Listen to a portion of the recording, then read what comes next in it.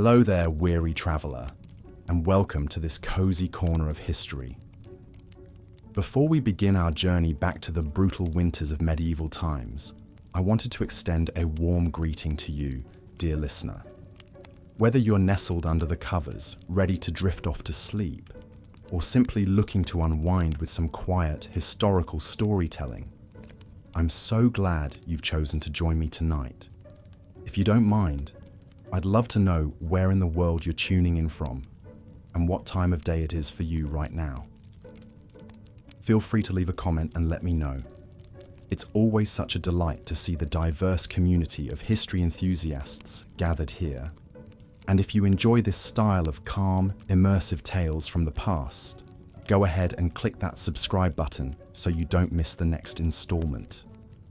But for now, let's allow the stresses of the modern world to melt away as we travel back to a time long ago when winter's icy grip held far more peril than most of us could imagine.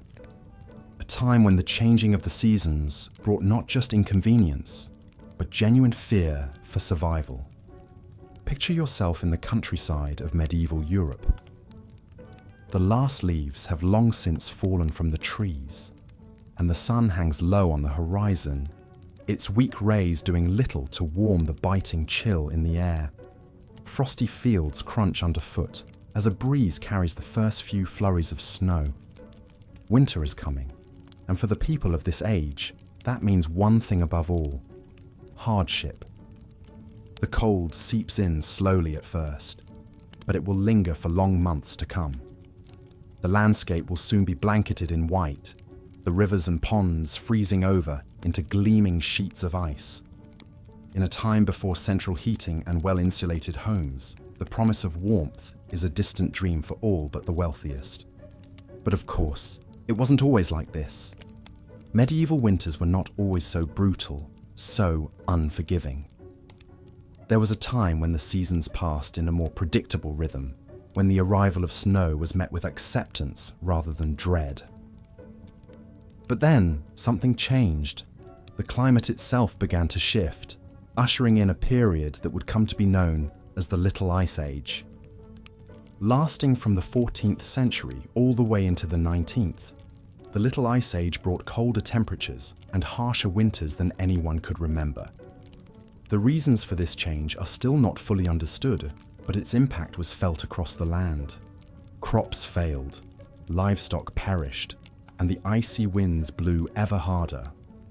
One of the most famous examples of the Little Ice Age's fury was the Great Frost of 1709. That winter, temperatures plummeted so low that rivers and lakes froze solid. In London, the River Thames became a frozen highway, with people setting up shop and even lighting fires right on the ice. It was a surreal sight, but one that came at a cost. Many perished from the cold that year, huddled in their homes as the world outside turned to ice. But amidst all the suffering, there were some who found a strange sort of solace in the frigid weather. One such figure was a young Isaac Newton, then a student at the University of Cambridge. When the Great Frost hit, Newton was forced to return home to his family's farm. There, huddled by the fire, he found himself with ample time to ponder the mysteries of the universe. It was during this unexpected break that Newton began to develop some of his most groundbreaking ideas, laying the foundations for his theories on calculus and optics. Who knows what other great minds might have been sparked to brilliance by the quiet isolation of a long, cold winter. It's a reminder that even in the darkest of times, the human spirit has a way of seeking out the light. But for the vast majority of people in medieval times, winter was a season to be endured rather than enjoyed. The rich could afford thick woolen clothing, ample firewood, and well-stocked larders to see them through the lean months. But for the peasants and serfs who made up the bulk of the population, it was a very different story. Imagine waking up each morning in a one-room cottage, the air thick with smoke from the sputtering fire. Your breath mists in front of you as you rise from your straw mattress, careful not to disturb the shivering forms of your family members huddled around you for warmth. The cold seeps in through every crack and crevice, numbing your fingers and toes until they ache. Breakfast, if you're lucky, might be a meager bowl of porridge or some stale bread. The food from the previous harvest is beginning to run low, and you know that the long winter months will only bring more scarcity. The livestock too are suffering, their coats matted with frost as they huddle together in the barn, their breath steaming in the icy air. As the day wears on, you trudge out into the snow to gather what firewood you can. It's backbreaking work, and your hands quickly become raw and chapped from the cold. But you know that without a fire, your family will not survive the night. You think of your children, their small faces pinched with hunger and cold, and you press on. This was the reality for so many in medieval times. A constant battle against the elements, a fight for survival that consumed every waking hour. And yet, even in the face of such hardship, there were moments of resilience and even joy to be found. You see, the medieval world was one deeply attuned to the rhythms of nature. The passing of the seasons was marked not just by changes in the weather, but by a rich tapestry of rituals and celebrations. And so, even in the depths of winter, there were glimmers of light to be found. One such beacon was the midwinter feast of St. Stephen, held each year on December 26th. For a brief moment, the rigid social hierarchies of medieval society were turned on their head, with a peasant or serf being crowned the lord of misrule for the day. This lucky individual would preside over a raucous celebration filled with food, drink, and revelry, a rare moment of indulgence in an otherwise austere existence. But perhaps the most enduring symbol of hope in the medieval winter was the simple act of coming together. In a world where survival often depended on the strength of one's community, the bonds of family and friendship took on a profound importance. Imagine, if you will, a small village huddled against the snow. The smoke from the chimneys mingles with the leaden sky, a sign of life amidst the barren landscape. Inside the homes, families crowd together around the hearth, telling stories and sharing what meager scraps of food they have. There is a sense of unity here, a shared sense of purpose in the face of hardship. Neighbors trudge through the snow to check on each other, bringing extra firewood or a pot of stew to those in need. In the flickering firelight, faces are lined with weariness, but also with a quiet determination. They have survived winters past, and they will survive this one too. And so the long, cold months march on, the snow piling higher and the ice growing thicker with each passing day. But even in the darkest depths of winter, there is a glimmer of hope on the horizon. For the people of medieval times knew that no matter how brutal the season, spring would come again. They watched for the first signs with a keen and practiced eye. The slight lengthening of the days, the softening of the earth beneath the snow. And when at last the thaw began, it was celebrated with a joy and reverence that we can scarcely imagine today. Plough Monday marked the official end of the winter season, a day when work in the fields could begin anew. The ploughs that had lain idle for so long were brought out and blessed in elaborate ceremonies, a symbol of the renewed cycle of life. As the first furrows were cut into the earth, there was a palpable sense of relief and gratitude in the air. Life had been hard, yes, bitterly hard at times, but they had endured. Through the long dark of winter, through the hunger and the cold and the gnawing uncertainty, the people of medieval Europe had held fast to the promise of spring. And now, as the land began to thaw and green shoots pushed their way towards the sun, that promise was fulfilled. It's a resilience that is hard to fathom in our modern age of convenience and comfort. The idea of facing such relentless hardship year after year is almost unimaginable. And yet, there is something deeply humbling in the knowledge that our ancestors did just that. They faced the brutal reality of their world with a strength and fortitude that is nothing short of remarkable. They found hope in the darkest of times and joy in the simplest of things. And in doing so, they left us a legacy of resilience that echoes down through the ages. So the next time you find yourself shivering on a cold winter's day, take a moment to remember those who came before. Remember their struggles and their triumphs, their sorrow and their joy. And above all, remember the unbreakable human spirit that carried them through even the harshest of winters. Because in the end, that is perhaps the greatest lesson we can learn from the medieval world. That no matter how dark the night or how cold the wind, the promise of spring is always waiting just around the corner. And with that, dear listener, we come to the end of our journey through the brutal winters of medieval Europe. I hope that these tales of hardship and resilience have brought a new perspective to your own experiences of the season. May you always find warmth and comfort in the bonds of family and community, just as our ancestors did so long ago. And may the promise of spring light your way through even the coldest of nights. Thank you for joining me on this cozy corner of history. And remember, if you enjoyed our time together tonight, I'd love it if you'd subscribe and share these stories with a friend. There are so many more fascinating tales to explore together. But for now, I'll bid you a fond good night. Stay warm, stay safe, and I'll see you next time for another journey into the past.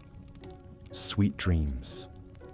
As the brutal conditions of winter tightened their icy grip on medieval society, even the most privileged were not immune to the season's merciless onslaught. In drafty, primitive castles ill-equipped for the harshest months, royal households faced a formidable challenge in staving off the biting cold and keeping the court adequately provisioned. The logistics of maintaining a royal residence during winter were nothing short of staggering. Massive quantities of firewood needed to be stockpiled to fuel the roaring hearths that provided the only source of heat. The kitchen staff toiled ceaselessly to preserve meats, grains, and vegetables that would sustain the court through the long, lean months when fresh fare was scarce. Servitors scrambled to seal every crack and gap to keep out the insidious chill. But even the most diligent preparations often proved insufficient against winter's relentless assault. In one particularly chilling tale, a medieval queen is said to have tragically perished from exposure within her own palace walls. According to chroniclers, Queen Elizabeth of Hungary was found frozen in her bed one bitter January morning in 1326, a victim of the very castle that was meant to be her refuge. As grim fates like these demonstrate, the spectre of death cast its ominous pall over the medieval world in winter's dark depths. But even amidst such bleakness, the indomitable human spirit endured and found cause to rekindle hope. For much of the populace, that faint glimmer came in the form of the Feast of St. Stephen, a cherished midwinter celebration falling on December 26th. This day marked a brief respite from the unending drudgery and privation of peasant life, a rare sanctioned opportunity for revelry and indulgence. Central to the feast was the tradition of misrule, a ceremonial inversion of the normal social order. For this single day, a commoner would be appointed the Lord of Misrule, granted temporary authority to preside over the merriment and issue playful edicts to his betters. However fleeting, this act of Saturnalian license provided a vital pressure valve for the simmering tensions and resentments bred by the oppressive feudal hierarchy. The rigid lines between lord and vassal blurred for one mirth-filled day, where all could partake as equals in the feasting, gaming, and carousing.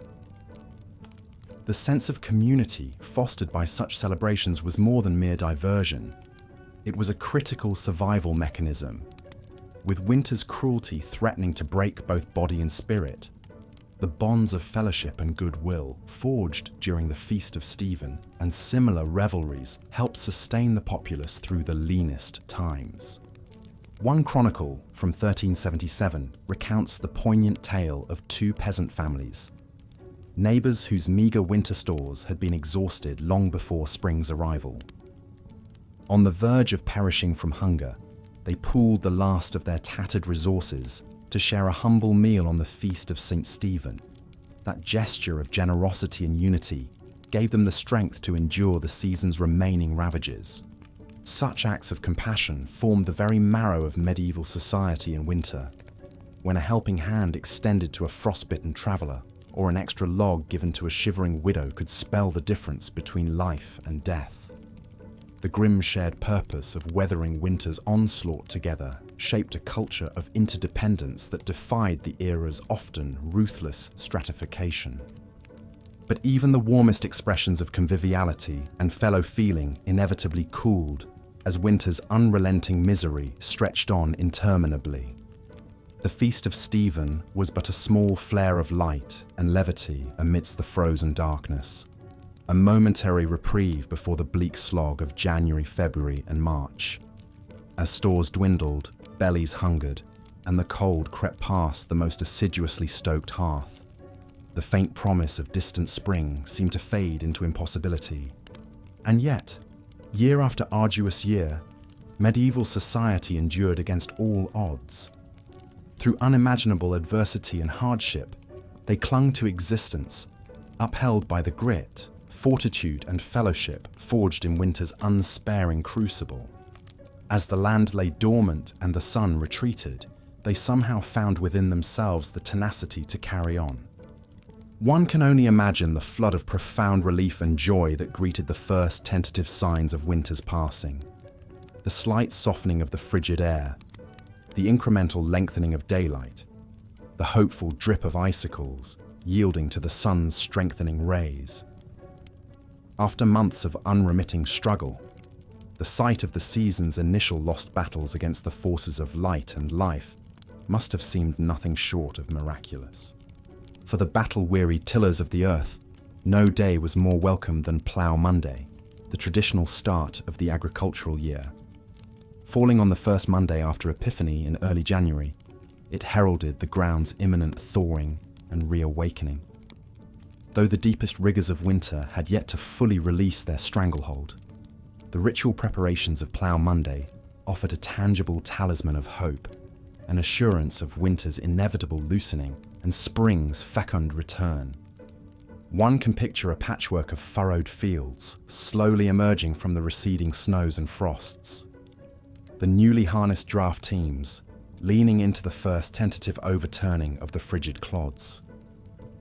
With each sod upended to greet the strengthening sun, medieval man dealt another blow to winter's retreating sovereignty and proclaimed his dogged persistence in the face of nature's caprice.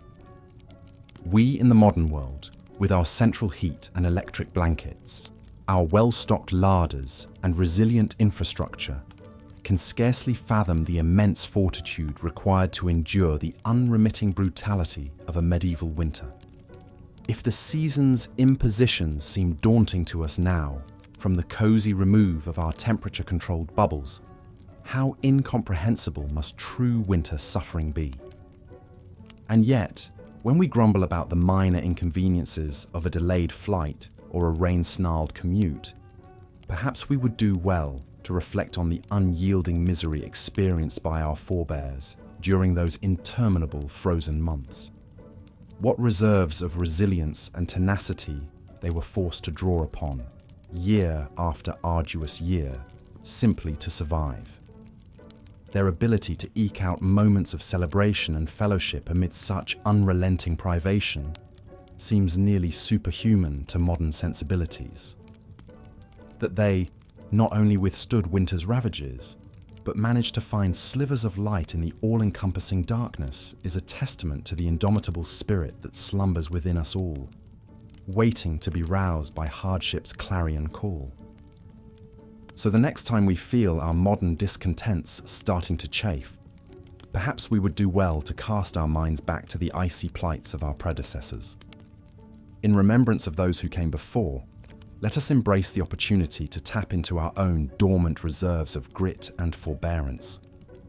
And as we nestle gratefully into our warm beds, let us spare a thought for all those who fought winter's bitter siege, armed only with the weapons of will, fellowship, and undying hope. As the new year dawned and Plough Monday festivities faded into memory, medieval life settled back into its familiar winter rhythm. Short, frigid days and long, frosty nights were the hallmarks of the season. The fortunate retreated to the meagre warmth of smoky hovels and draughty manors. For the less privileged, winter meant a constant battle against the elements just to survive. One of the greatest winter hardships was the ever-present threat of sickness. In the cramped and unsanitary living conditions of the time, disease could spread like wildfire. The common cold was an uncommon misery, leaving sufferers red-nosed and bleary-eyed. But far more serious illnesses also stalked the populace. Influenza was a fearsome foe, striking down young and old alike with its telltale fever, chills, and aches. In an age without vaccines or effective treatments, flu outbreaks could decimate entire communities. The winter of 1557 was particularly brutal, with a virulent strain of influenza raging across Europe. In Paris alone, over 10,000 souls perished.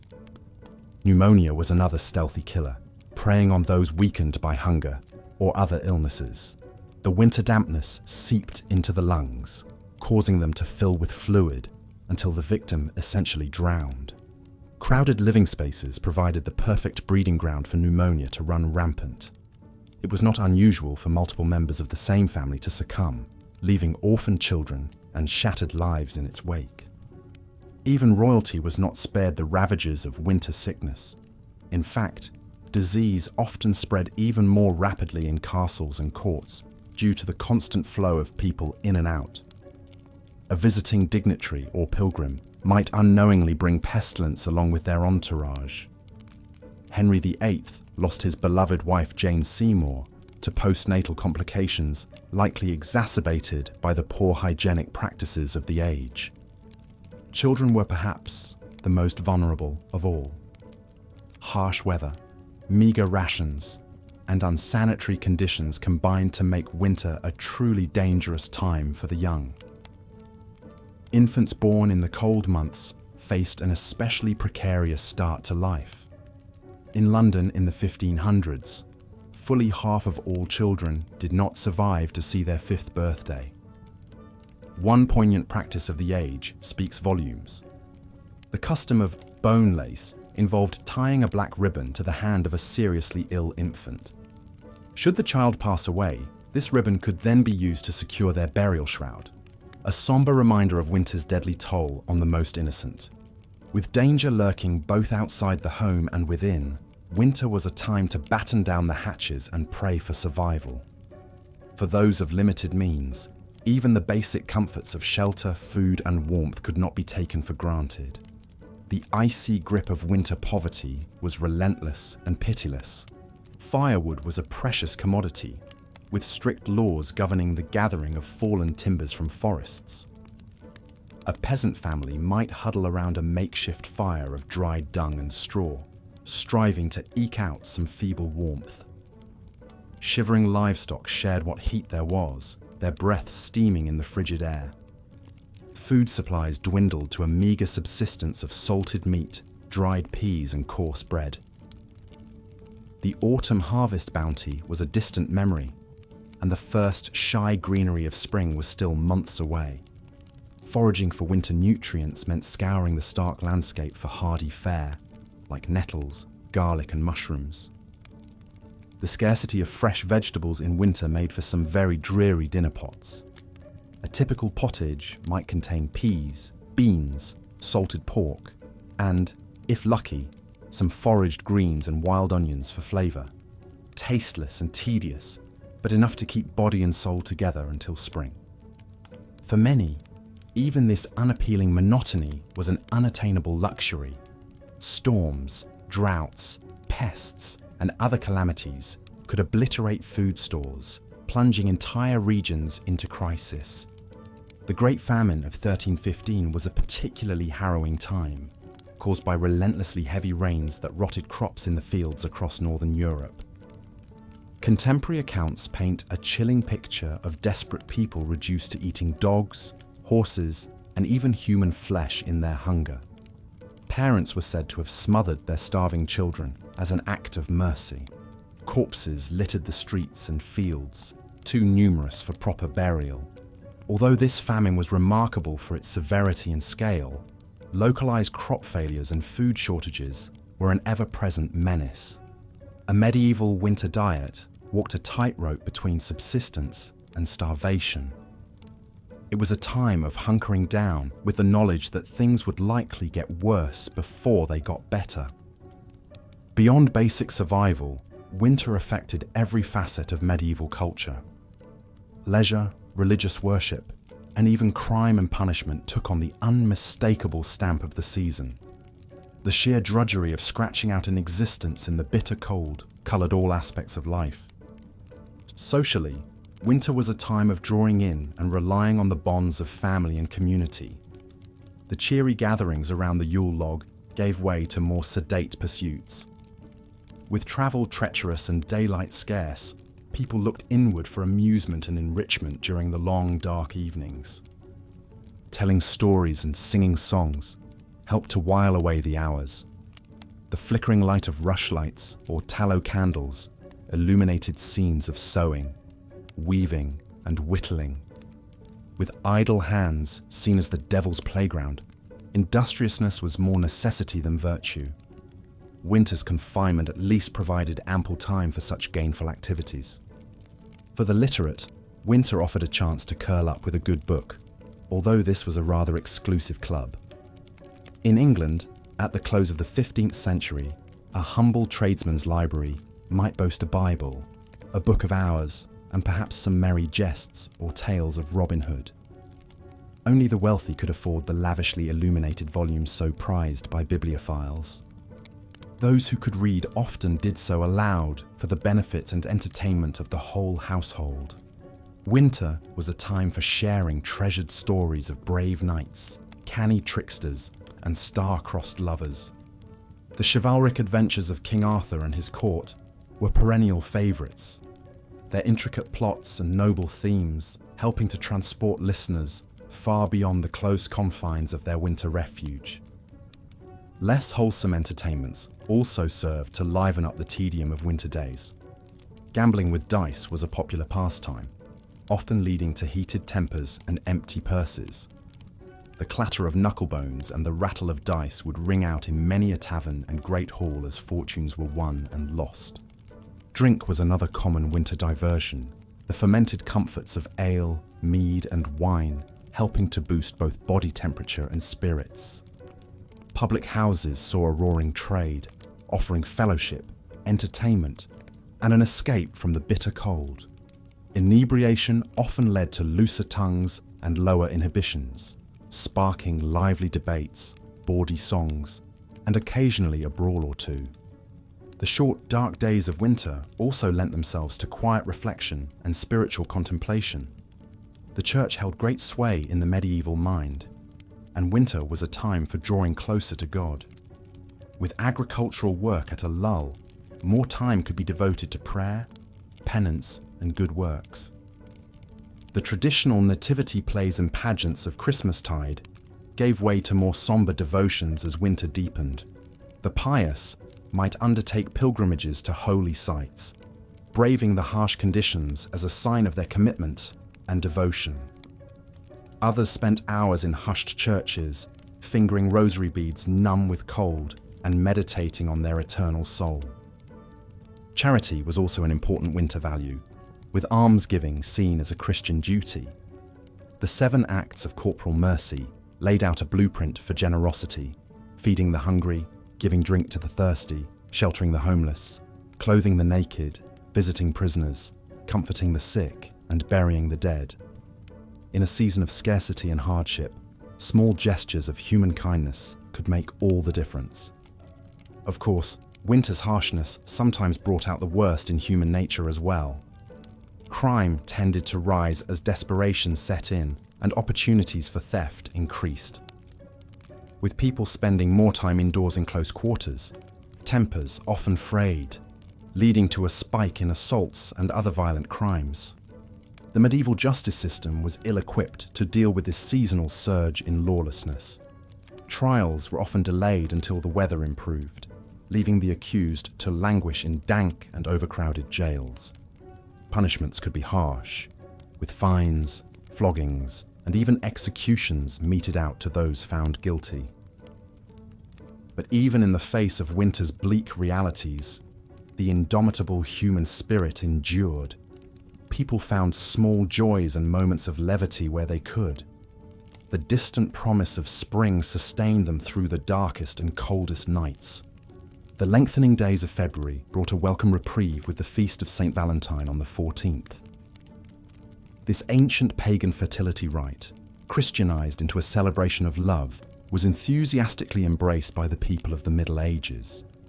It was a bright spot of warmth and tenderness in the very heart of winter's depths. The custom of drawing names for Valentine's sweethearts was well established by the 15th century. Eligible ladies and lads would gather to draw slips of paper from a bowl, sealing their romantic fate for the next year. These annual pairings often led to merry flirtations and sometimes even marriages. Flowers, sweets, and sentimental verses were common tokens of affection exchanged between Valentine's sweethearts. The simple act of receiving a handmade card from an admirer could set hearts aflutter, even in the chilliest weather. Winter, for all its woes, could not freeze the fires of love. As the feast of St. Valentine passed into Lent, the austerities of the season intensified. But there was a sense that the worst was now behind and brighter days lay ahead. The snowdrops and crocuses poking their fragile heads through the frost offered tangible evidence that winter's icy reign was finally weakening. Throughout the Middle Ages, the relentless cycle of the seasons shaped every aspect of life, and no season stamped its mark more firmly than winter. It was a time of privation and hardship, when mere survival was an achievement. And yet, it was also a time of resilience and quiet fortitude in the face of the harshest of elements.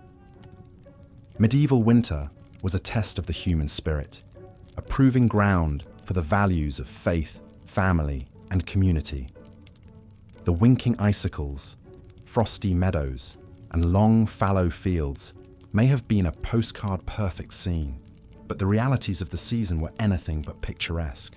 However, this crucible of snow and ice and want also forged a people of remarkable grit and endurance. The Middle Ages were built on the backs of those who could weather the very worst that winter had to offer and still find a reason to hope for spring. There is perhaps no greater tribute to their stubborn vitality. So the next time you find yourself bemoaning a delayed train or a slushy sidewalk, spare a thought for your medieval ancestors. Unequipped with thermal socks, central heating, or weather apps, they faced each winter as a battle to be fought with every resource at their disposal. And they emerged victorious, spring after spring. We are the heirs and beneficiaries of their tenacity and unbreakable spirit. And with that, I will leave you to your warm bed and electric blanket, secure in the knowledge that winter has been largely tamed, thanks in no small part to those who came before and showed us how it's done. May your dreams be of gentle snowfalls and toasty hearths, and may you wake to a world where winter is more friend than foe. As the weak winter sun struggled to pierce the leaden grey clouds, the people of medieval Europe shivered and drew their meagre cloaks tighter about their shoulders. The icy tendrils of winter's grasp seemed to creep into the very marrow of their bones, chilling them to the core. For the poorest peasants, the cruel irony was that their ragged woolen garments, which felt so oppressively hot and sticky in the sweltering labours of summertime, now provided scarcely more warmth than a gossamer veil against winter's biting onslaught. They huddled together in their hovels, thankful for the meagre heat thrown by a smoky fire, their breath misting in the chilly air. The animals felt winter's bite too. The elderly draught horse, ribs protruding beneath its shaggy coat, dreamed wistfully of the long-gone lush summer grass as it ate its apportioned wisp of hay. The milk cow lowed mournfully, her teats chapped and raw in the frigid draughts that knifed through the barn walls. Even the wily barn cats looked a bit less haughty, their usual disdain blunted by the gnawing in their bellies and the frost on their whiskers. Yes, winter was an especially trying time for the lowest rungs of medieval society. But even the nobility, cocooned in their grand, draughty castles, were far from immune from the deprivations of the season. Many a blue-blooded maiden wailed in despair as her priceless silk gowns proved useless against the dank chill of stone walls. The castle kitchens strained to concoct enough piping hot delicacies to stoke the noble innards. It is said that King Henry II of England, felled by a severe case of the winter shivers, once burned an entire chair just to warm his royal posterior for a blessed moment or two. His servants despaired, knowing His Majesty's temper was liable to ignite even faster than the furniture if he remained uncomfortably cold for long. But for peasant and king alike, winter seemed to grind on interminably, an unrelenting slog of frozen misery. The only respite came from the occasional celebration or feast day, brief islands of revelry in the dark ocean of winter. The people seized upon these moments of light and levity, cherishing them like a drowning man gasping for air. Perhaps the most anticipated was the Feast of St. Stephen on December 26th, a day of unbridled merriment and delightfully subversive reversals of fortune.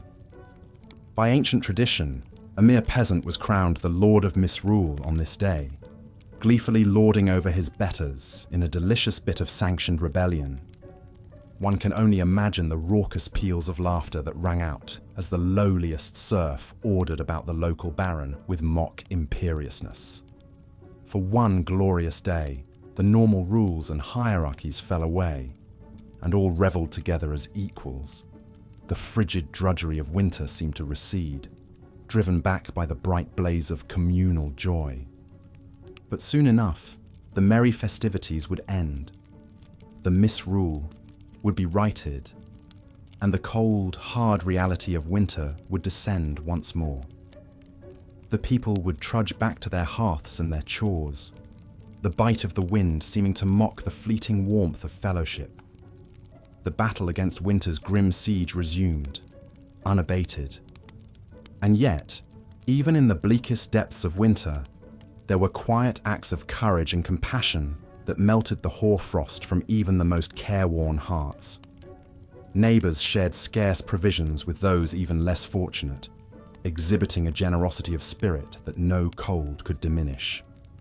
A certain Dame Matilda of York was said to have once given her only cloak to a poor beggar woman, shivering herself through the long walk home. When questioned why she would relinquish her one defence against the brutal cold, she simply smiled serenely and said, "The warmth of human kindness is a fire that never goes out." Such selflessness, such nobility of spirit, was the secret weapon with which the medieval people armed themselves against winter's relentless battery.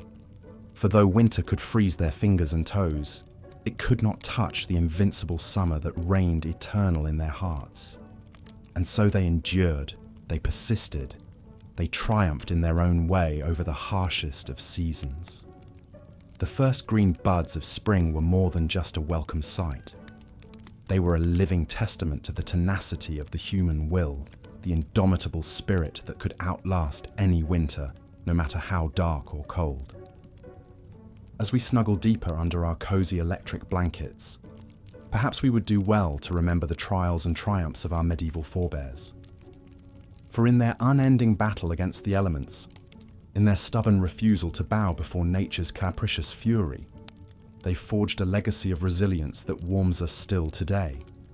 The chill winds of winter may still moan outside our windows, but we can draw strength from the knowledge that if they could brave the brutal cold with naught but a cloak and their unquenchable human spirit, well, then surely we can survive until spring arrives once more. Spring at last. As the icy grip of winter finally began to loosen, medieval folk eagerly awaited the return of fairer weather. They had endured months of bitter cold, huddling in cramped quarters, stomachs growling from meager winter rations.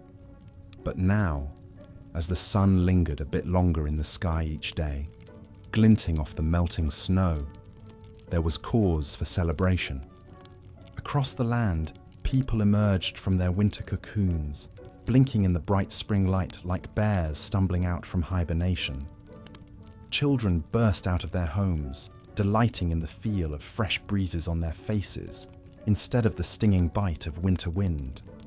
With giddy laughter, they ran through the squelching mud, marveling at the first brave crocuses poking their petals through the thawing ground.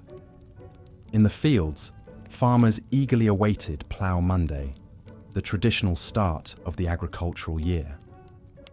Occurring on the first Monday after Epiphany, it marked the moment when the ground had softened enough for ploughing to begin. Draft horses and oxen would be hitched to ploughs and paraded through the village streets, decked out in garlands and brightly coloured ribbons. Church bells pealed joyously as the procession passed, a festive start to the growing season ahead. There was a palpable sense of relief as chimneys puffed with smoke once more, no longer choked with snow and ice. The threat of frostbite and illness receded along with the snowbanks. Faces creased with care from the stresses of winter survival, now crinkled into hopeful smiles instead. Soon, vibrant spring and summer produce would replace the bland preserved gruel and hard cheese that had barely sustained them through the long, dark months. It's perhaps difficult for us to imagine from our modern vantage point just how momentous this seasonal shift was. We may grumble about slushy roadways or groan at losing an hour of sleep to daylight savings time. But for our medieval forebears, the arrival of spring was nothing short of life-affirming. It meant they had weathered winter's brutal assault, staving off starvation and sickness for one more year. The skeletal trees cloaking themselves in green once more was an outward reflection of the inner regrowth and renewal medieval people felt as warmth and light returned. Some of that elation can still be heard echoing through the ages in lively medieval folk tunes and verses that welcome spring's sweet return. One English song jauntily proclaimed, "Lud sing cuckoo, groweth said and bloweth med, and springeth the woad new. Sing cuckoo," which roughly translates to, "Loudly sing cuckoo."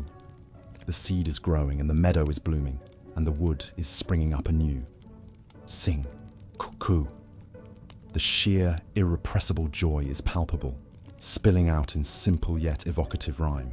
So let us take a moment to appreciate the immense fortitude, resilience, and zest for life embodied by our medieval ancestors. Through the harshest conditions imaginable, they endured, making it through each winter by the grit of their teeth and the bonds of their communities. And when spring sun and birdsong broke winter's oppressive silence at long last, they revelled wholeheartedly, knowing they had once again triumphed over nature's cruelty. As we nestle into our warm beds, perhaps grumbling half-heartedly about the chill outside our windows, we might spare a thought for those long-ago souls, the ones who would heave sighs of pure relief as the snow gave way to mud, flinging open their shutters and letting the spring air rush in. The ones who met winter's brutality with a tenacity and exuberant will to live that should humble us to this day. Let their strength be a reminder to us when we face our own bleak seasons, literally or metaphorically. If they could emerge from the depths of winter privation with such unabashed joy, then surely we too can find wellsprings of hope to sustain us. The thaw will come, the sun will return, and we will step out once more into the light. Voices joined in a resounding chorus of "Lud sing cuckoo." The blizzards and bitter frosts continued to torment the land, but medieval folk possessed a stubborn resilience. Even in the darkest depths of winter, they found ways to help each other weather the storm. Neighbours shared what meagre food they had, taking turns hosting communal meals. Villagers assigned young men to check on elderly widows, bringing them firewood and repairing their ramshackle huts. One such widow was Agnes, an old woman with no family to care for her. Her bones ached fiercely in the cold, and her hands trembled as she tried to kindle a fire, to no avail. She had nearly given up hope when there was a knock at her door. It was Tom, a strapping village lad, his cheeks ruddy from the biting wind. He brought not only an armful of logs, but a sack of dried peas and a haunch of salted pork, donated by other villagers. Tears of gratitude streamed down Agnes's wrinkled face as Tom stoked a roaring blaze in her hearth. For the first time in weeks, warmth seeped back into her frail body. Such acts of generosity were common in these lean times. The wealthy and even the nobility were not exempt from compassion. Lady Margaret, wife of the local earl, was known for her charity in winter months. Though her castle larders were well stocked, she insisted on sending wagons of grains and preserved foodstuffs to the poorest peasants in her husband's domain. Some of her highborn peers scoffed at this, viewing the peasantry as hardly better than the livestock. Why waste good food on them? But Lady Margaret held firm to her Christian duty to care for the less fortunate. One particular winter, famine hit the area hard. Lady Margaret worked determinedly to stretch the castle provisions, ordering the cooks to concoct hearty soups and stews to ladle out to the starving poor who came begging at the gates. The kitchen boys grumbled at the extra work, but the cook, a portly fellow named Bernard, shared his mistress's sense of noblesse oblige. He threw himself into the task, bulking out the soup with every last turnip and potato in the cellar. The ravenous peasants gratefully slurped it down, heedless of the gristly bits of mutton floating in the gruely broth. For some, it would be their only meal for days. As winter dragged on, even Lady Margaret's coffers began to run low. She took to quietly selling some of her jewels and finery to buy more supplies from neighbouring towns. Her husband, the Earl, chose to look the other way, respecting his wife's piety, even as he worried it would leave them vulnerable to lean times themselves. The church too played its part in aiding the suffering. Monasteries opened their doors to the poor and infirm, offering them a warm pallet of straw to sleep on and a basic daily meal of bread and ale. Some even ran primitive hospitals to nurse the frostbitten and desperately ill. The monks saw it as their holy duty, a way to emulate the selfless compassion of Christ. Brother William was a young novice tasked with tending to the sick at his monastery's hospital. Though the sights and smells of disease and decay turned his stomach, he forced himself to ladle broth into the mouths of toothless elders and change the pus-soaked bandages of weeping sores. He prayed fervently for the strength to endure this trial and thanked God that his station in life spared him the worst ravages of winter.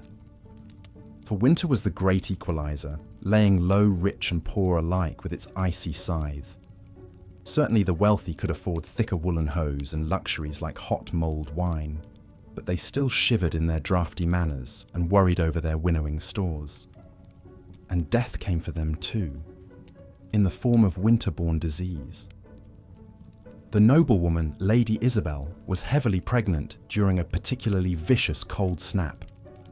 Sequestered away in her confinement chamber, she had every comfort: a crackling hearth, mounds of furs, and attentive maids to cater to her every need. But contagion has a way of sneaking past even the thickest castle walls. A kitchen girl with a hacking cough brought Lady Isabel a posset of warm milk and herbs. Within days, the expectant mother was burning with fever, her lungs rattling. The child came too soon, a tiny wisp of a thing that never drew breath. By week's end, Lady Isabel too was dead. The king himself was not immune. Henry VI, a pious and gentle soul, fretted endlessly over the suffering of his subjects during the dreadful winter of 1433. The royal physicians prescribed him a tonic of cinnamon and ginger to ward off the cold humours, but still he sank into a deep melancholy, unable to warm his hands, even when thrust practically into the roaring hearth. Some whispered it was God's punishment for Henry's weakness as a ruler. In truth, seasonal depression was an affliction that could strike any man, from mightiest king to lowliest serf. As the days slowly began to lengthen and the tightly clenched fist of winter finally started to loosen, people allowed themselves to dream of spring. Soon, they prayed, the land would thaw and the first tentative buds would appear on the skeletal trees. The great wheel of the farming year could begin to turn once more. In the earliest days of spring, on the first Monday after Epiphany, medieval folk celebrated Plough Monday. This was when the first symbolic furrow would be cut into the frost-spangled earth, a hopeful portent of the crops to come. Village men blackened their faces with soot for luck and paraded through the muddy lanes with their ploughshare held high, singing bawdy songs to wake the slumbering soil. Afterward, there was dancing and hearty food and much quaffing of ale. It was a promise, a covenant, that the dark days of winter were passing and brighter tomorrows lay ahead. The same eternal cycle played out at all levels of society.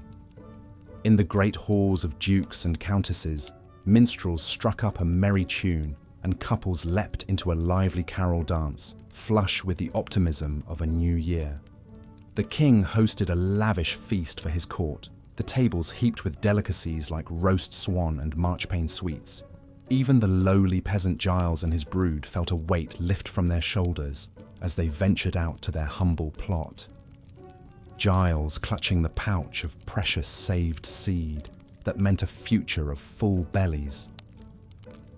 The wretched widow Agnes, who had been knocking on death's door, found herself stirring a bubbling pot of pottage, humming tunelessly.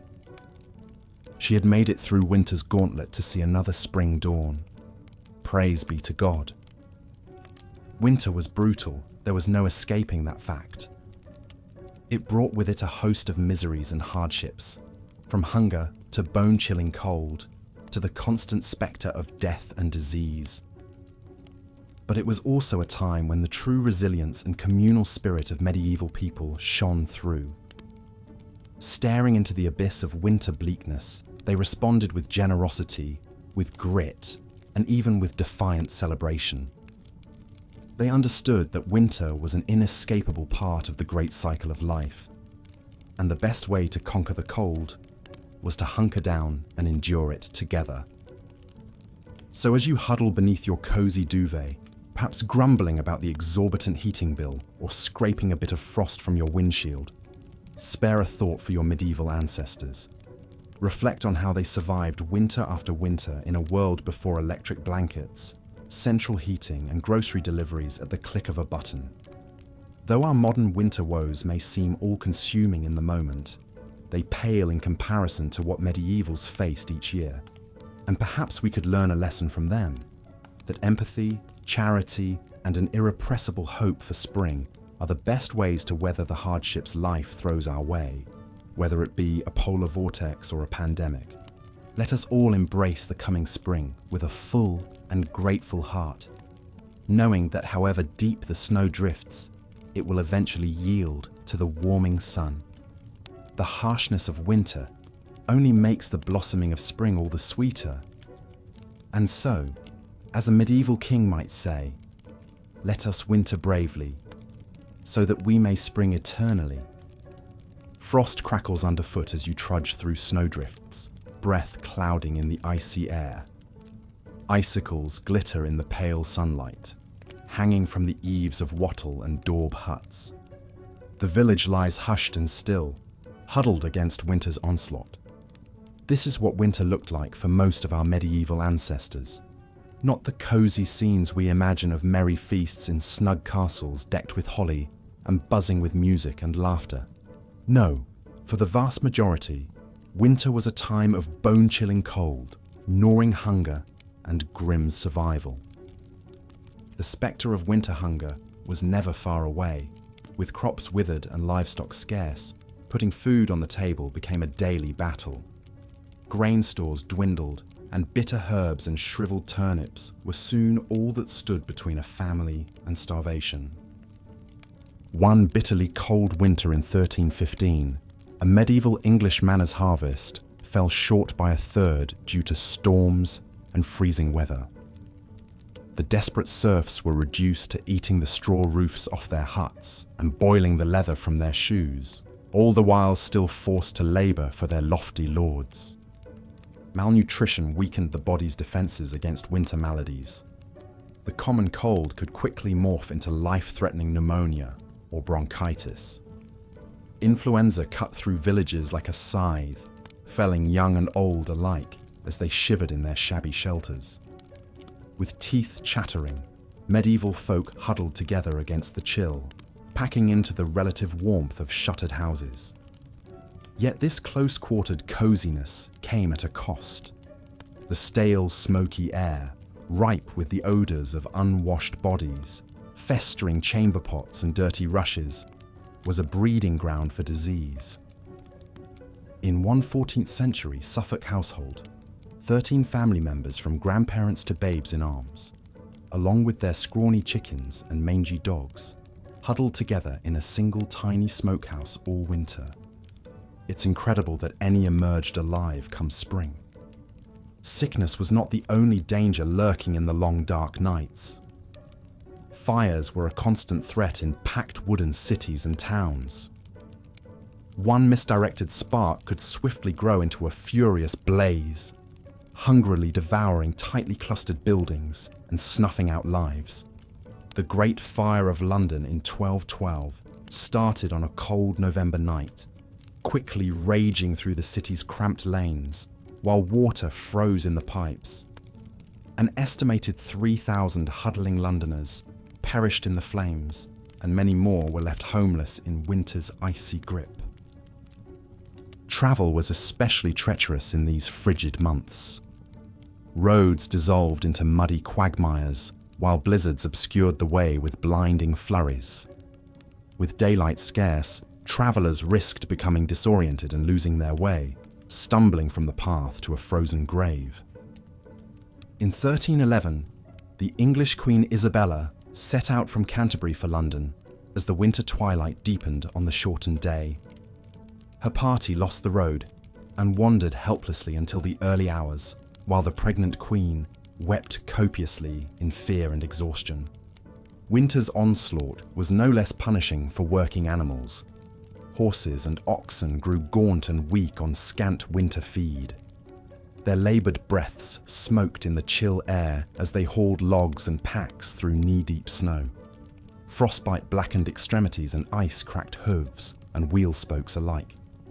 Yet even in the bleak depths of winter, medieval people found slivers of light. The Feast of St. Stephen, or Boxing Day as we know it today, was a time of charity and goodwill. Alms boxes in churches overflowed with offerings for the poor, while lords supplied hearty meals to cold and hungry tenants. The Lord of Misrule tradition brought a spark of subversive festivity to the darkest days. A lowly peasant, jester or deacon, would be crowned king and preside over merry revels marked by drunkenness, role reversals and mischief, a temporary upending of the established order. Despite the privations and dangers medieval winters posed, hope somehow endured, etched in frosty breaths and no doubt uttered as fervent prayers. Hope that the weak and ailing would survive, that food would last until spring, that light and warmth would conquer the constricting cold once more. So this winter, when you grumble about shoveling the driveway, curse at the thermostat, or get chilled waiting for the bus, spare a thought for those who came before us. Our medieval ancestors faced the Herculean task of surviving winter after winter with few of the comforts we take for granted. Their quiet courage in the face of winter's cruelty is perhaps the greatest lesson they have to teach us. Though we will never know most of their names or stories, we can appreciate the magnitude of their struggles and find inspiration in their endurance that saw them through to brighter days. The bitter frost continued its icy reign, transforming the landscape into a crystalline wonderland that would be picturesque if not for the immense hardship it inflicted on the inhabitants of the land. The snow fell ceaselessly from the ash-grey sky, blanketing the countryside in a suffocating white shroud. Icicles hung like glittering daggers from the eaves of peasant hovels and grand manors alike. The hearth fires that burned day and night offered only a fleeting respite from the penetrating chill. Smoke from the precious flames stung watering eyes and choked lungs in the close, fetid air of wattle and daub huts. There, huddled bodies crammed together for warmth, humans and livestock alike, the pungent aromas of dung and unwashed flesh mingling together into a uniquely medieval winter perfume. For some, however, even this dubious comfort was a luxury they could ill afford. Scant food stores stretched precariously thin, and bellies rumbled with the persistent pangs of hunger. Many of the poorest subsisted on little more than coarse bread and thin gruel, praying they would survive to see the spring. The spectre of famine lingered in every home, from lowly serf to high lord. None could escape winter's deadly grasp, not even those who wore crowns.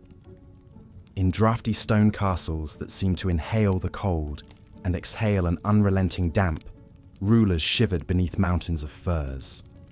Royal households required vast amounts of firewood and provender to ride out the long winter months. Woe to the kingdom whose sovereign failed to plan ahead. According to one account, a medieval Bohemian princess perished from the cold in her bedchamber. Her demise, a chilling reminder that wealth and status offered only partial protection from the elements. But for a peasant family, the loss of a loved one to winter's icy scythe was all too common, an occurrence as cruel as it was predictable. Disease added to the season's prodigious death toll. Agues and fevers spread like wildfire through communities weakened by malnutrition and close quarters. The stale, smoky air of hovels and the ubiquitous filth made the lungs more vulnerable to infection. Medieval physicians, their useless treatments, often rooted more in superstition than science, could do little. The roads, treacherous with snowdrifts and black ice, compounded the winter's woes. Only the desperate or the foolhardy ventured far from the meagre comfort of their homes in the darkest months. Travel for any distance was an ordeal to be undertaken at one's peril. Peddlers' carts remained idle, depriving isolated villages of needed goods. Tithes and taxes went uncollected, to the vexation of liege lords and clergy. And woe to the army that had to mount a campaign over snow-choked roads, their supply lines stretched taut and fraying in the frigid weather. The winter of 1407 saw one of the Middle Ages' most astonishing military feats, born of this brutal necessity for wintry warfare. The redoubtable Welsh rebel leader, Owain Glyndwr, faced off against the superior forces of future King Henry V in the high mountain passes. Glyndwr's men, accustomed to harsh conditions, drew the English into a trap amid the blinding blizzard. Hapless in their heavy armour, the English ranks broke and fled, with many perishing from exposure. Glyndwr's stunning victory, won as much by the winter as by Welsh martial prowess, lives on in legend to this day. The winters of medieval Europe were often marked by devastating famines that claimed countless lives. When the cold lingered and spring planting was delayed, food shortages quickly followed. The infamous Great Famine of 1315 to 1317 was sparked by an unusually wet and chilly spring that rotted seedlings in the ground. Successive crop failures over the next 2 years plunged much of the continent into starvation. In England, the price of bread skyrocketed to 20 times the normal cost. The poor resorted to eating grass, roots, even the bark off trees. Desperate bands of scavengers dug up graves to cannibalize the dead. It's estimated 10 to 25% of the population of cities like Ypres and Bruges in modern-day Belgium perished. In the French town of Tournai, a citizen wrote in his diary that the poor were eating dogs, horses, and other unclean things. The misery was compounded by crime and disease, as malnourished citizens turned to theft and violence to survive. One heart-rending account from the St. Mary's Abbey Chronicles relates the fate of a starving woman imprisoned for stealing a loaf of bread. The woman was pregnant and starving, but the baker would give her no bread, so she stole a loaf and was caught. The judges would not pardon her, so she was hanged. As she died, the infant fell from her womb before the eyes of the people. The child lay bloody and screaming on the ground, but no one wanted to touch or rescue it, and the baby soon died where it fell. The famine finally eased in 1318 when the weather turned favourable again and crops began to grow. But the spectre of starvation stalked the land every winter, ready to reap a grim harvest at the slightest adversity. For medieval people, winter was always a time of gnawing unease, if not outright terror, as they prayed their meagre food stores would last until spring. Malnutrition weakened the populace and left them vulnerable to disease. The close, unsanitary living conditions of winter led to frequent outbreaks of infections like influenza, dysentery, and pneumonia. Respiratory illnesses especially took a heavy toll, spread by coughing in stale, smoky air as people huddled around fires.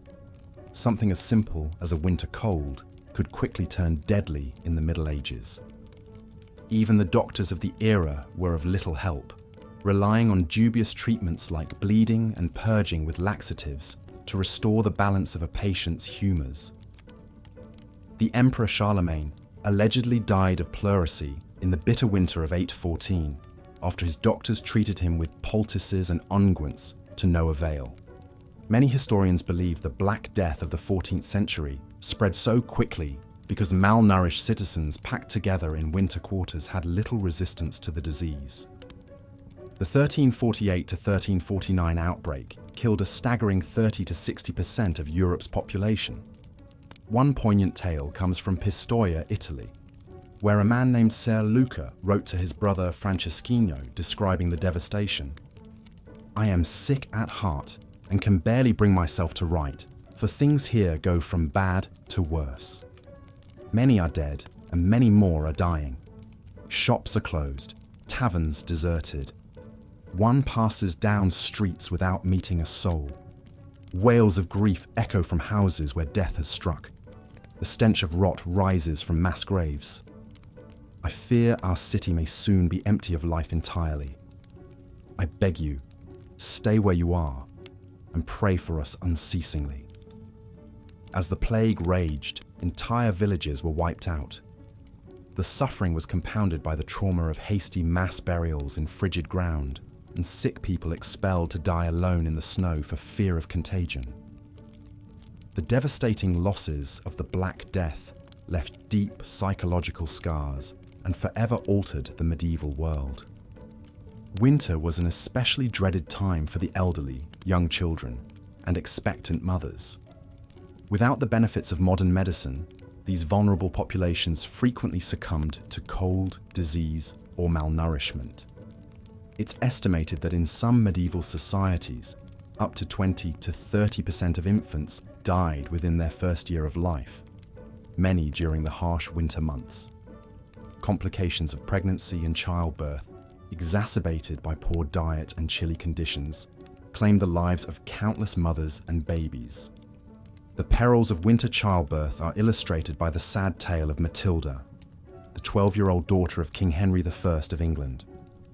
In the winter of 1120, Matilda was aboard a ship called the White Ship, sailing from France to England. The ship hit a rock and quickly sank, sending Matilda and hundreds of other passengers into the frigid waters of the English Channel. Matilda nearly escaped drowning by getting into a small rescue boat, but then cried out for her half-brother William, who was still in the water. When the boat rowed back to get William, so many desperate people tried to climb in that it capsized, casting Matilda back into the cold waves. The king's young daughter, pregnant with her first child, perished along with the rest. Her grief-stricken father was said to have fainted dead away at the news and never smiled again for the rest of his life. The very old and very young were always in peril during the bleak winters of the Middle Ages. If they managed to survive disease and starvation, they still might freeze to death in their sleep. The medieval poem, Sir Gawain and the Green Knight, contains a chilling, no pun intended, description of the elderly King Arthur shivering beneath his robes in a draughty castle hall, so cold his teeth chattered as he spoke. Without the insulating ice caps and glaciers we have today, winters in the Middle Ages were accompanied by raging snowstorms and devastating floods. In 1216, King John of England supposedly lost the crown jewels while crossing a marshy area in East Anglia called the Wash. Fleeing enemies in rebellion against his rule, John's baggage train was swallowed up by a surging high tide, whipped up by fierce gales. The king allegedly escaped by the skin of his teeth, but his treasure, including priceless jeweled crowns and scepters, disappeared into the churning waters, never to be seen again. John died of dysentery a few days later, a broken man. Some historians believe the loss of the crown jewels was the final blow that sent an ailing John to his grave. Winter storms often meant disaster for coastal communities battered by hurricane-force winds and massive waves. The Anglo-Saxon Chronicle records a terrible flood that struck England in 1099.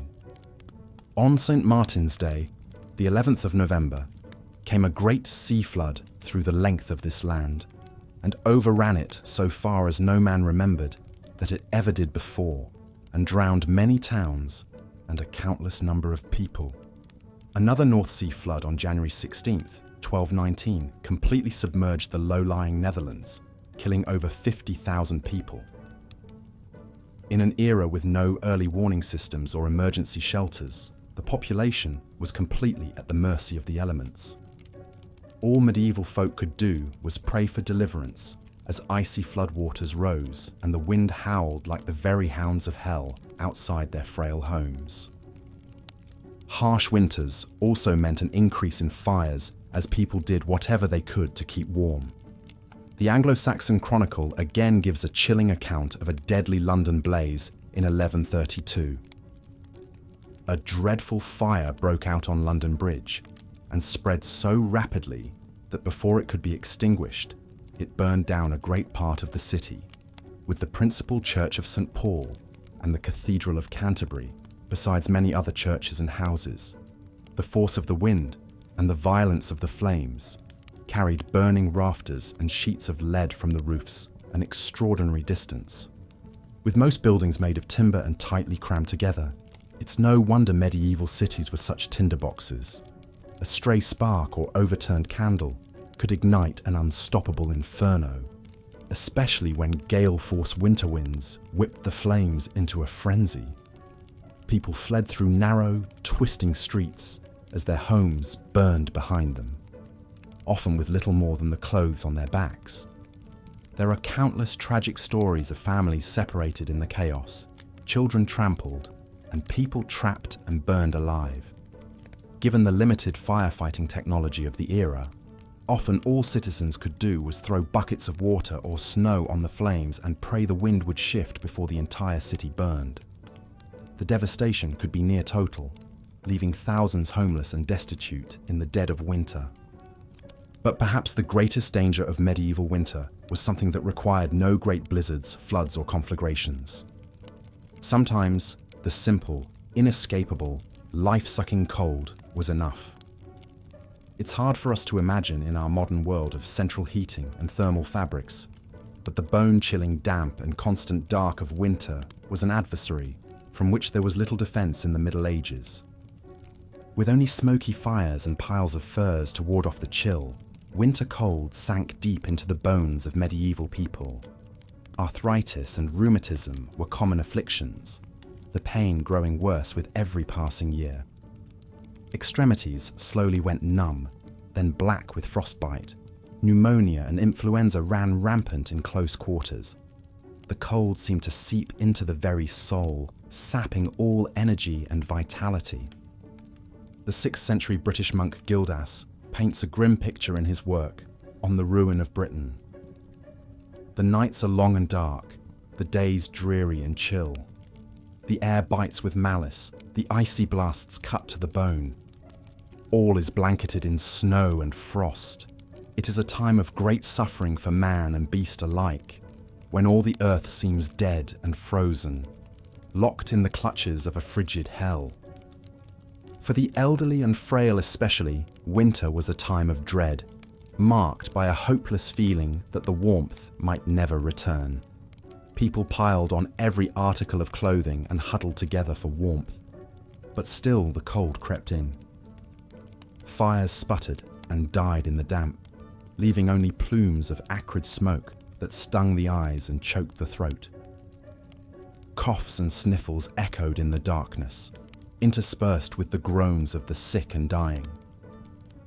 The cold kept its icy grip round the clock, turning exhalations to frost and numbing appendages. It seemed to reach icy fingers into the chest, squeezing the breath and congealing the blood. Even the young and healthy moved as if through deep water, sluggish and yielding. There was no escaping winter's clutches in the Middle Ages, no Florida vacations or cozy electric blankets to take the edge off. The cold was a constant, merciless companion, sapping precious energy needed for survival. It's no wonder the medieval world measured the passage of time not in months or years, but in how many winters one managed to survive. To make it through to another spring was a triumph, one that grew more difficult with each passing season. But somehow, despite the brutal conditions, the rampant disease, the gnawing hunger, and the life-stealing cold, the people of the Middle Ages endured. Year after year, winter after merciless winter, they shouldered on, armored only in their indomitable spirits. When the last meager stores of food ran low, they tightened their belts another notch. When the fire burned down to embers, they drew another tattered blanket close. And when the dark pressed in from all sides, they huddled together and whispered stories of brighter days to come. There is a moving passage in the 14th century English poem Piers Plowman that captures the sheer resilience of the medieval spirit.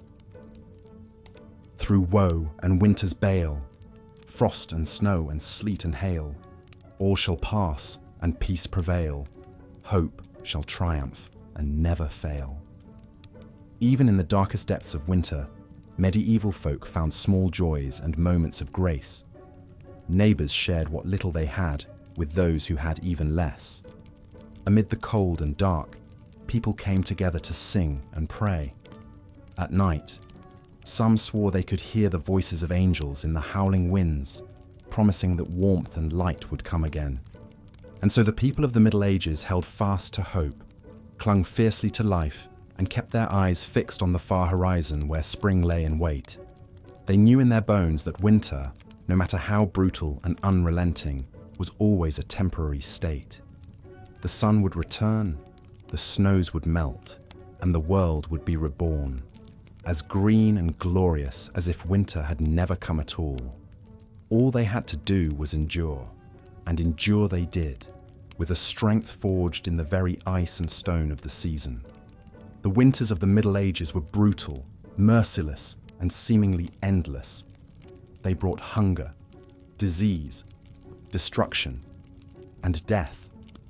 But they also brought out the best in the human spirit, the unshakable will to survive, to hold fast to hope, to come together in compassion and kindness. The medieval world was tempered in winter's icy crucible and emerged stronger for it, a little tougher, a little wiser, with a bone-deep appreciation for the turning of the seasons. So perhaps we can learn a lesson from our medieval forebears as we grumble about scraping a few inches of frost from our windshields. For them, winter was a matter of life and death, a season to be survived with gritted teeth and unshakable resolve. And survive they did, passing down to us their tales of a winter's wrath and the invincible power of the human spirit. In the dead of our modern winters, May we remember their fortitude and find in it the inspiration to shoulder through our own dark days. The people of the Middle Ages stared winter full in its icy face and refused to yield. They endured floods and famine, blizzards and blackest night. They buried their dead in frozen ground and woke to the groans of the starving. But always, always they held fast to the promise of spring. And if they could make it through winter after winter with little more than faith and furs, then surely we can find the strength to face our own battles, knowing that the thaw will come and light will return. The brutal winters of the medieval world may be long past, but their lessons echo through the ages, a testament to the enduring power of the human spirit. So let us walk in the footsteps of our ancestors and meet winter's chill with courage, compassion, and unshakable hope. For if they could brave the darkest season with heads unbowed, then so too can we.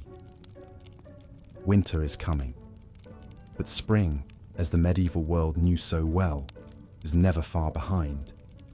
As the chilling winds howled across the frozen landscape, medieval folks gathered round the flickering light of the hearth fire. Huddled together for precious warmth, they shared tales of winters past, those harsh and unforgiving seasons that tested the mettle of even the hardiest souls. In humble cottages and grand manor houses alike, the sting of winter's icy breath knew no bounds. Drafty shutters and thin thatched roofs offered scant protection against the relentless cold. From peasants to princes, all felt the bite of Jack Frost nipping at their noses and numbing their extremities. But some were fortunate enough to have a roaring hearth around which to cluster. The crackle of the flames and the aroma of smoke offered small comfort against winter's onslaught. In the castles of the highborn, great hall fireplaces consumed prodigious quantities of wood, attended by shivering servants whose labours never ceased. But even the mightiest noble shuddered to venture beyond the fire's glow, for winter's chill had a way of penetrating even the thickest stone walls and richest furs. For those of low birth, the season brought an especially grim and arduous struggle for survival. Their rough-hewn hovels boasted precious little in the way of creature comforts. Meagre rations of peat or wood scavenged from the forest barely fed the spluttering hearth. Families crammed together in squalid quarters, sharing body heat and breathing air thick with smoke and the fetid stench of unwashed humanity. It was a bleak existence, to be sure, and yet even in the face of such privations, there were moments of cheer to be found. The glow of communal fires in the village square drew folks out of their hovels, if only for a short respite. Gathered round the leaping flames, neighbours exchanged jests and jibes, stories and songs. For a fleeting time, the cruel realities of winter seemed distant indeed. Young lovers stole secret kisses, their ardour undimmed by the cold. Children shrieked with delight as they scampered and slid across frozen ponds.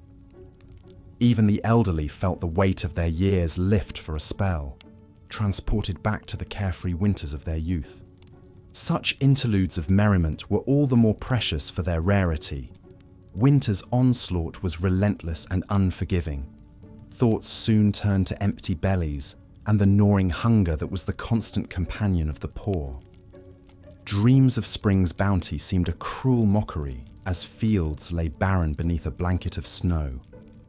The spectre of famine loomed large in these lean times.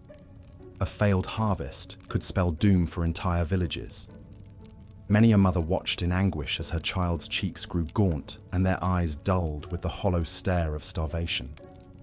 The cruel calculus of scarcity bred a special kind of desperation. Tales abounded of the depraved lengths to which some would go to fill their bellies, unnatural acts that haunted the nightmares of pious folk, and hunger was not the only scourge to stalk the land. Winter's chill breath bred a host of maladies that preyed upon the weakened populace. The hacking cough of pneumonia echoed through many a hovel as loved ones looked on helplessly. The pox and flux raged unchecked, decimating entire families. The very old and very young were especially vulnerable. their frail bodies ill-equipped to weather winter's ravages. But perhaps the greatest cruelty was reserved for those forced to venture out into the teeth of winter's fury. Travelers risked life and limb on treacherous, ice-slicked roads. Many a hapless wayfarer met their doom, swallowed up by swirling blizzards or plummeting into deep snowdrifts. Their frozen corpses would not be discovered until the spring thaw, a grim reminder of winter's lethal power. Even the valiant knights, those stout warriors of the realm, were not immune to winter's depredations. Clad in their heavy armor, they made easy prey for the bone-chilling cold that crept into every chink and rivet. Numb hands made clumsy by frozen gauntlets fumbled with sword and shield. Once mighty chargers floundered in the deep snowdrifts as icicles formed on their heaving flanks. Great and small alike cursed the name of winter. In the halls of power, the crown weighed heavy on royal brows furrowed with care. For even a monarch could not decree the seasons to reverse their inexorable turn. The cost of keeping the court supplied with provender and firewood was staggering. Royal treasuries groaned beneath the strain as grasping merchants reaped handsome profits from the king's largesse. But for all the miseries it engendered, winter's reign was not eternal. Even in the depths of icy despair, folk clung to the promise of spring's sweet renewal. The joyous feast of Stephen offered a welcome reprieve from winter's woes. For one raucous day, the world turned upside down as a lowly peasant assumed the mantle of the Lord of Misrule. Drunken revelry and bawdy songs lifted spirits and lightened hearts. Laughter, that balm for the careworn soul, echoed through the frost-bitten land. In the fullness of time, winter's gelid grip began to loosen. Icicles dripped from the eaves as the strengthening sun worked its subtle magic. Snowdrops and crocuses pushed their way through the softening earth, delicate harbingers of winter's retreat. The land stirred with new life, shaking off the torpid slumber of the frozen months. Hearts lifted and voices raised in joyful celebration. The feast of the plough marked the triumphant return of spring's verdant splendor. Sleek oxen dragged gleaming plowshares through rich, dark earth as the cycle of planting and renewal began anew. The lean times of winter soon faded into memory as fields rippled with the green and golden bounty of the land. Looking back across the centuries, we marvel at the fortitude of our medieval forebears. Year after pitiless year, they endured winter's cruelties with a stoicism born of necessity. Their strength of spirit and unbreakable bonds of community were the secret of their survival. In the face of unimaginable hardship, they found pockets of hope and moments of shared humanity. So the next time we grumble about the inconvenience of a delayed flight or the indignity of slushy streets, let us pause and reflect. Our modern winter woes are but a shadow of what once was. In the tapestry of human history, the icy trials of the Middle Ages loom large. They serve as a reminder of our species' remarkable resilience and the preciousness of a warm hearth and a full belly. As we drift off to slumber, let us spare a thought for those who came before.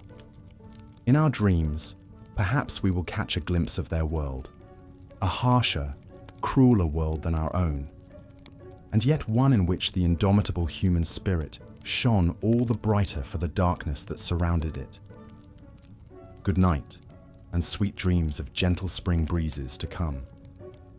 As the bitter chill of winter descended once more upon the weary lands of medieval Europe, for the poor peasants who scraped out a meager living from the soil, the very warmth and light seemed to retreat from the world, replaced by a deep aching cold that penetrated to the bone.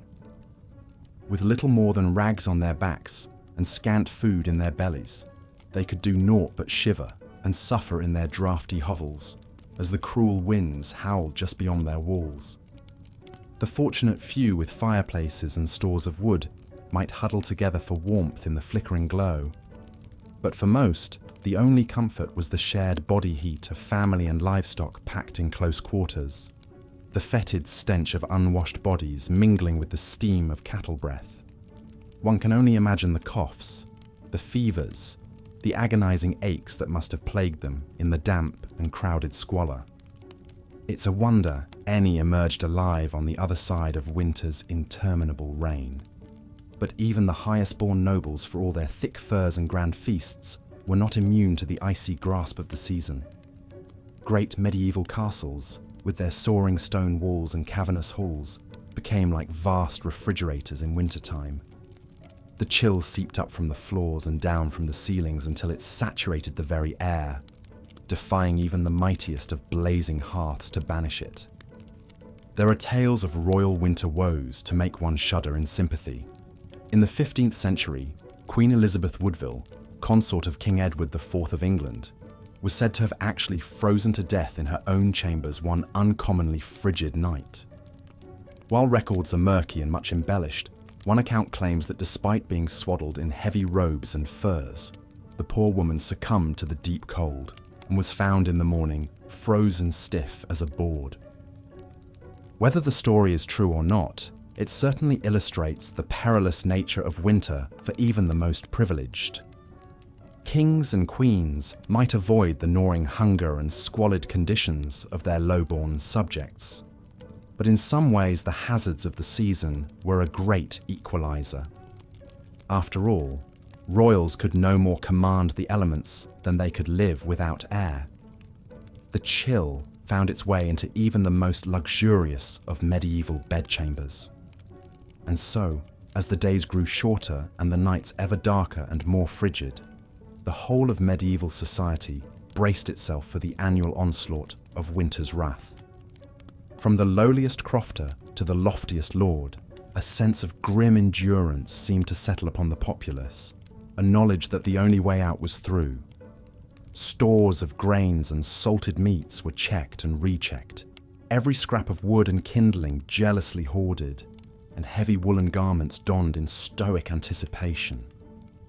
The only spark of levity and hope in the whole bleak affair came with the Christmas festivities surrounding the Feast of St. Stephen on December 26th. For a few merry days, the normal social order was gleefully upended as a lord of misrule was appointed from among the peasantry to preside over a bawdy array of feasts, dances, games, and general mischief. With bellies full of ale and wine, faces flushed from the press of bodies, and the exertions of revelry, the common folk could, for a brief shining moment, forget the long privations of winter and revel in the joys of life and community. One can imagine the scenes of boisterous celebration erupting in halls and public squares across the land, the raucous laughter, the wheezing of reed pipes and fiddles, as the people capered about in a whirling kaleidoscope of colour and mirth. For once, serf and nobleman mingled freely, the usual lines of class and station erased in the spirit of goodwill and fellowship. The lord of misrule, perhaps a puffed-up young peasant lad with stars in his eyes, issued grandiose proclamations and ridiculous decrees to the delight of all.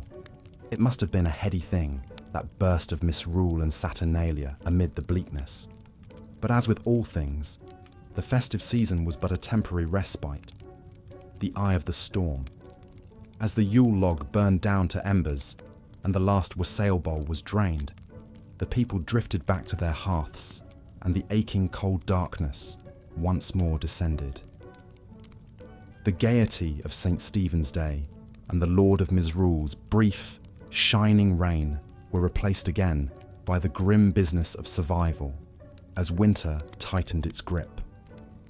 For the next interminable stretch of months, time seemed to slow to a frigid crawl. With the land frozen and unworkable, there was little for the rural peasantry to do but hunker down and pray for deliverance. The shortening days and lengthening nights yawned like a vast chasm from which there was no escape. Huddled together in their crude shelters against the killing cold, they must have despaired of ever again feeling the kiss of spring's warm breath upon their faces. But even the cruelest winter cannot last forever. and indeed the first greening shoots of new life were already straining up beneath the frozen ground, biding their time.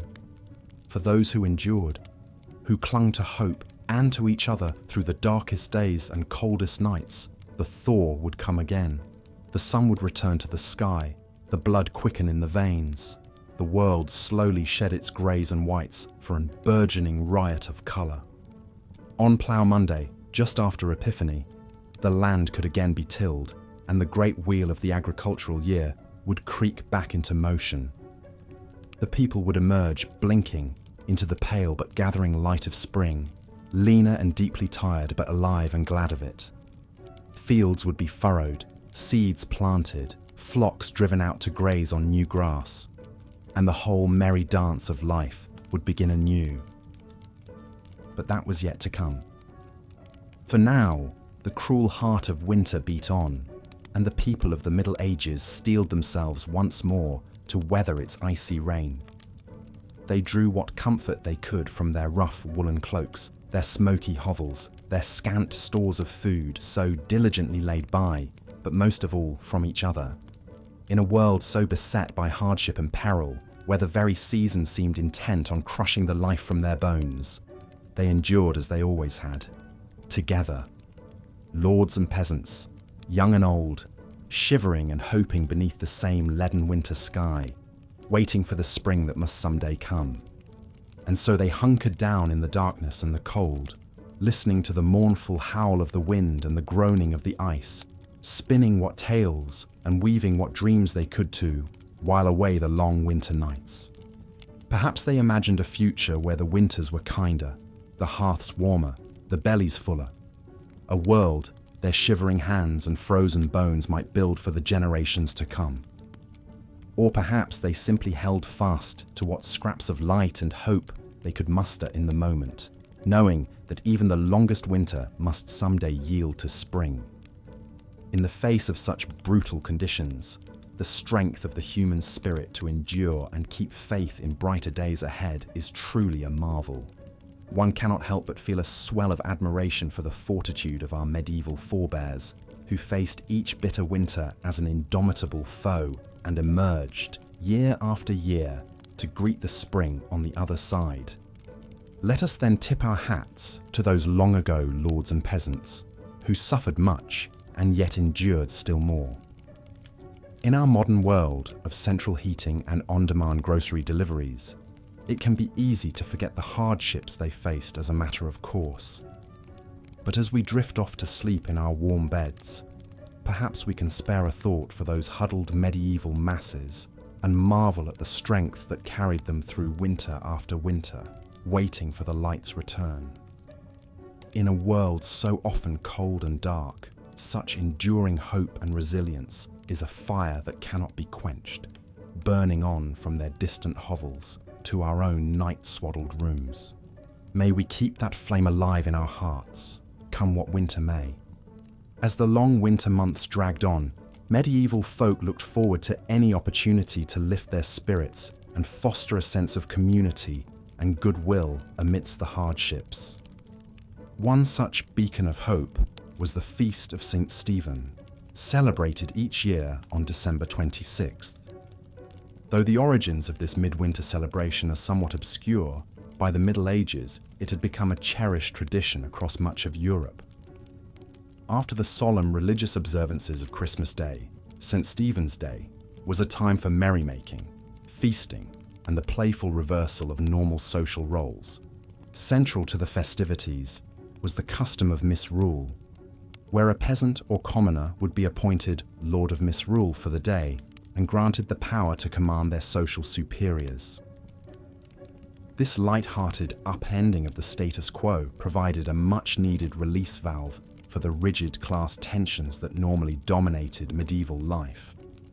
The Lord of Misrule presided over a topsy-turvy day of revelry, leading raucous processions through the streets, initiating mischievous pranks, and decreeing that everyone from lords to labourers should make merry together. Professional entertainers like minstrels, jugglers and jesters would ply their trades, while games of chance and skill kept the crowds amused. Bawdy, comedic sketches called mummers' plays were performed, reenacting tales from legend and folklore in broad, exaggerated strokes. Mock jousts and farcical court proceedings induced peals of laughter, a welcome respite from the grim realities of winter life. Of course, no medieval celebration was complete without a hearty feast. On St. Stephen's Day, the Lord of Misrule could insist that the wealthy provide food and drink for the whole community, a charitable gesture that fostered goodwill and fellowship among all. Roasted meats were the centerpiece of the feast, from geese and capons to the traditional roast boar's head, marched in with great fanfare. Mincemeat pies, heavy with dried fruit and spices, offered a sweet treat, while the wassail bowl flowed freely, the warm spiced cider bolstering everyone's spirits. One can almost hear the laughter and lively chatter ringing through the halls, rising above the blustery winter winds outside. For one brief shining day, the hardships of winter faded into the background as the community came together in a spirit of joy and camaraderie. As the feast concluded and the revelers dispersed back to their hearths, they carried the warmth of the festivities with them, like a flicker of cheery firelight in the dark. The knowledge that they had friends and neighbours to rely on, that they could find moments of laughter and levity even in the bleakest times, surely helped buoy their spirits for the hard days still ahead. And somehow, the winter's icy grips seemed a bit less harsh, the howling winds a bit more bearable, when one had a belly full of good food and a heart full of fellowship. The Feast of St. Stephen was a timely reminder that even the deepest darkness of winter would eventually yield to the first hopeful stirrings of spring. Those fragile shoots of new life began to tentatively emerge as the winter snow receded and the frozen ground began to thaw. Across the countryside, watchful eyes eagerly scanned for the appearance of snowdrops, those valiant little flowers that poked their fresh green stalks and delicate white blooms through the melting slush. Their arrival heralded that the long night of winter was finally ending, and the season of rebirth approaching. In villages everywhere, weary folk rejoiced to see the first hints of colour and vitality return to a landscape that had been shrouded in icy white stillness for so many months. With a newfound spring in their steps, medieval peasants returned to the rhythms of the agricultural year, the great wheel of life beginning to turn once more. Hibernating livestock were led out to pastures starting to green again, while the farmer hitched his team to the plough, eager to churn the softening earth. The first Monday after Epiphany, falling in January, came to be known as Plough Monday for this very reason. It marked the moment when the land could be worked again after the winter freeze, inaugurating the labours of a new farming season.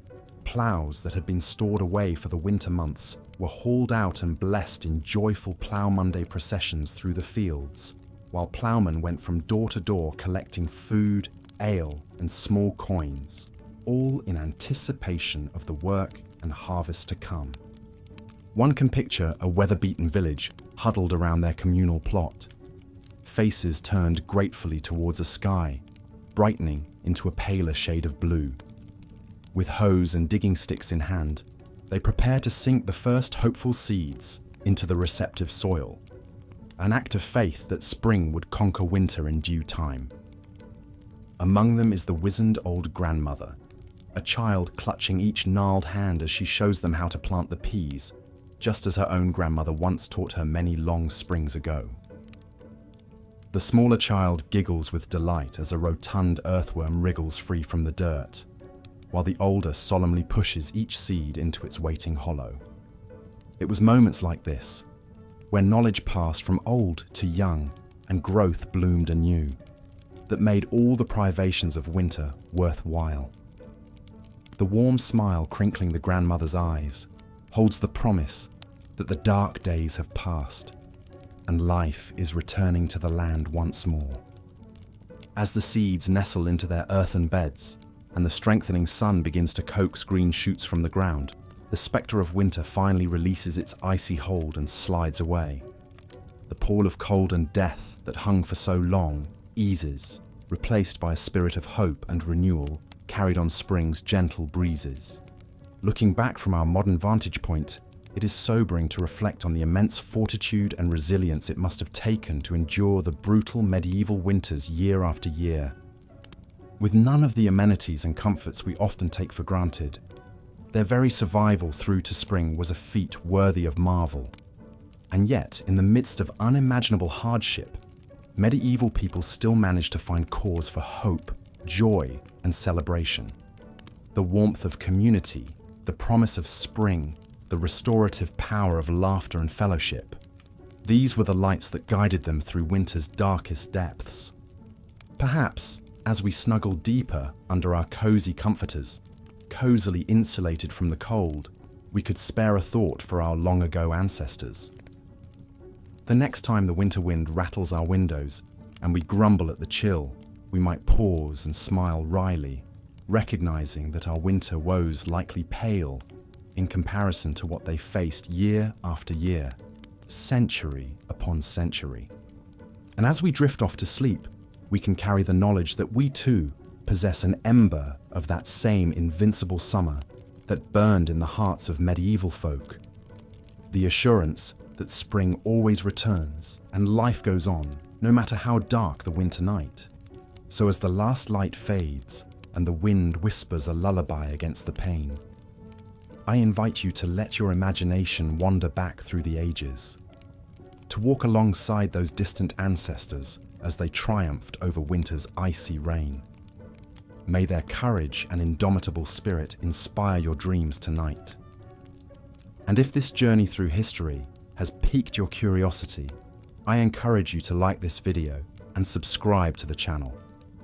There are always more boring tales to lull you into restful slumber. Until next time, my friends, sleep well and dream of cozy hearths and fresh green shoots stirring beneath the snow. Good night.